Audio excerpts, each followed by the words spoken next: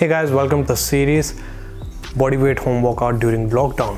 इस वीडियो में मैं आपको बताऊंगा कि आपको अपनी चेस्ट के मसल्स को कैसे वर्क करना है। चेस्ट के लिए हम 3 एक्सरसाइजेस करेंगे। उन 3 एक्सरसाइजेस में से 2 जो हैं वो एक ही एक्सरसाइज की वेरिएशन होगी। हम पुशअप्स करेंगे एंड डिप्स करेंगे। पुशअप्स के हम 2 वेरिएशंस करेंगे। पुशअप की एक वेरिएशन होगी, उसमें जो हमारी हैंड पोजीशन होगी वो शोल्डर विड्थ से थोड़ी सी ज़्यादा होगी, वाइडर होगी। एंड एक में जो हमारी हैंड पोजीशन है शोल्डर विड्थ के पास होगी। एंड तीसरी जो हमारी एक्सरसाइज होगी वो होगी डिप्स, जिसके लिए आपको कोई ना कोई जुगाड़ लगाना पड़ेगा। आप देख सकते हो कि मैंने ये जुगाड़ लगाया हुआ है डिप्स के लिए। आप ऐसा कोई जुगाड़ लगाइए अपने डिप्स करने के लिए। तो हमारी जो तीनों एक्सरसाइजेज हैं चेस्ट, शोल्डर एंड ट्राइसेप्स को वर्क करेंगी। बस ये थोड़ा बहुत किसी रीजन को ज़्यादा प्रायोरिटाइज करेंगी as compared to the other ones. जो हमारी पहली एक्सरसाइज होगी जिसमें हमारी हैंड पोजीशन शोल्डर विड्थ से थोड़ी सी ज़्यादा है, वो हमारे जो ये फाइबर्स हैं जो इस तरह रन करते हैं, जो स्टर्नम फाइबर्स होते हैं, उनको प्रायोरिटाइज करेगी एंड बाकी के जो मसल्स को भी हिट करेगी। जो हमारी हैंड पोजीशन शोल्डर विड्थ वाले पुशअप्स होंगे वो क्या करेंगे कि वो शोल्डर्स को, ट्राइसेप्स को एंड अपर पैक फाइबर्स को जो इस तरह रन करते हैं उनको प्रायोरिटाइज करेंगे एंड बाकी की जो चेस्ट को भी हिट करेंगे। देन जो हमारे डिप्स होंगे वो हमारे जो कोस्टल फाइबर्स होते हैं जो इस तरह रन करते हैं उनको थोड़ा सा प्रायोरिटाइज करेंगे एंड बाकी की चेस्ट को एंड शोल्डर ट्राइसेप्स को भी हिट करेंगे। हम ये तीनों एक्सरसाइज करेंगे हमारे चेस्ट के लिए। इसके बाद हम बात करते हैं कि फॉर्म कैसी होनी चाहिए ना। आपको पुशअप्स लगाने तो आते होंगे, डिप्स भी लगाने आते होंगे, बट आपको 3 चीज़ों का ध्यान रखना है। एक तो आपका जो इसेंट्रिक है वो स्लो होना चाहिए, 3 to 4 सेकंड का आपका इसेंट्रिक होना चाहिए। सेकंड, आपको बॉटम पोजीशन जो भी होगी आपकी तीनों एक्सरसाइजेस की, उस पर 1 से 2 सेकंड का पॉज करना है, ठीक है। थर्ड जो है उसमें है कि आपको क्यू यूज़ करना है। क्यू आपका ये होगा कि आपको ये नहीं सोचना कि आप नीचे की तरफ आ रहे हो या ऊपर की तरफ जा रहे हो। आपको ये सोचना है कि आपकी एल्बोज, जब आप इसेंट्रिक करते हो आपकी एल्बोज बाहर आ रही हैं, ठीक है, आपके बाइसेप्स चेस्ट से दूर जा रहे हैं। एंड जब आप कंसेंट्रिक कर रहे हो आपके बाइसेप्स चेस्ट की तरफ आ रहे हैं, ठीक है। आपको बाइसेप्स के बारे में सोचना है कि मेरे बाइसेप्स चेस्ट से दूर जा रहे हैं, मेरे बाइसेप्स चेस्ट के पास आ रहे हैं, ठीक है। ये आप क्यू यूज़ करोगे। आपको ये तीनों रूल फॉर्म के फॉलो करने हैं। ये सेट की डिफ़िकल्टी लेवल इंक्रीज़ कर देगा। आप कम वेट से अच्छा स्टिमुलस ले सकोगे। अब हम बात करते हैं कि आपको इस पर कैसे प्रोग्रेशन करना है। गाइस, जितनी भी आपको मैं एक्सरसाइज बताऊँगा हर एक मसल ग्रुप के लिए, उसका आपको एक रूल याद रखना है कि आपने किसी भी सेट में 25+ रेपिटेशन नहीं लगाने। 25 से जितना आप ऊपर जाते रहोगे उस सेट का हाइपरट्रोफिक स्टिमुलस उतना ही कम होता रहेगा, ठीक है।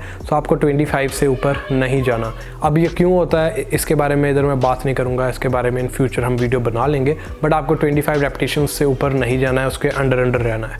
अब आप सोचोगे कि यार हम तो 25 से ज़्यादा पुशअप्स लगा लेते हैं, मतलब पुशअप्स हमारे काम की नहीं है। नहीं, उसका हमारे पास सोल्यूशन है। पहला हमारा सोल्यूशन है कि हम आइसोमेट्रिक्स कर सकते हैं, ठीक है। हम आइसोमेट्रिक परफॉर्म करेंगे। उसके लिए आप मेरी लास्ट वीडियो देखिए, उसमें मैंने आइसोमेट्रिक्स के बारे में बात की हुई है। उसमें मैंने ये भी बताया हुआ है कि चेस्ट के लिए आप कौन सा आइसोमेट्रिक परफॉर्म कर सकते हो। टाइम स्टैम्प मैंने किया हुआ है उसको। आप वहाँ जाके वो चेक कीजिए एंड चेस्ट के लिए आइसोमेट्रिक्स परफॉर्म कीजिए 3 to 5 सेट्स, ठीक है। जो भी मैंने रिकमेंडेशन दी हुई है उस वीडियो में उसको आप फॉलो कीजिए।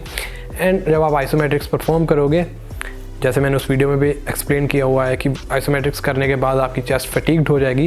फिर पॉसिबल है कि जो आप पुशअप्स लेस से पहले 35 कर सकते थे या 30 कर सकते थे, अब आप 15 कर सकोगे।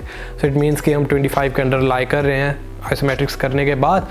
फिर आप 15 से प्रोग्रेस करोगे till you reach 25। Let's say you are doing isometrics as well and अब आप 25 रेपिटेशंस भी कर सकते हो।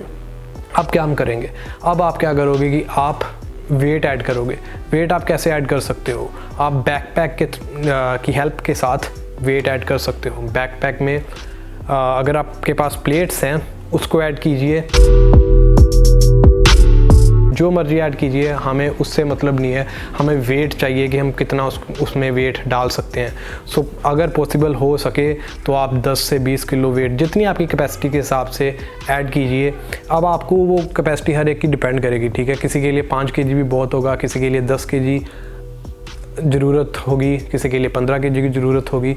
जितना हो सके आप ऐड कीजिए एंड देखिए कि आप कब वेट ऐड करने के बाद 25 के नीचे आ सकते हो। ऐसे आप 25 पे पहुंचे थे, आपने वेट ऐड किया, अब आप 15 पे आ गए हो, तो दैट्स गुड। अब आप 15 से बाद फिर प्रोग्रेस कीजिए till you reach 25 repetitions, and जब तब हो जाएगा then again find a way to add more weight, ठीक है।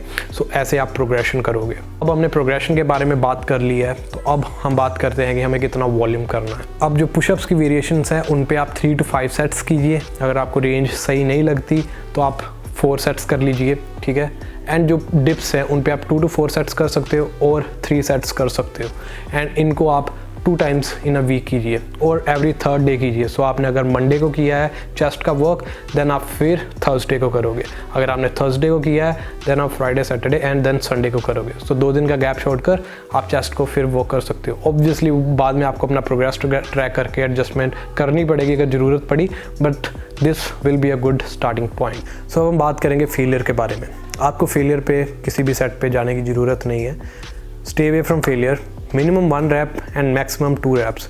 सो फेलियर पे भी ना जाइए एंड फेलियर से ज़्यादा दूर भी ना रहिए। So minimum 1 rep away from failure and maximum 2 reps away from failure आप रहिए in all the sets of all the exercises जो मैं आपको हर एक मसल ग्रुप के लिए बताऊंगा। सो अब हम बात करते हैं रेस्ट पीरियड्स की। रेस्ट पीरियड्स आप 1 to 2 minutes रखिए between sets as well as between exercises.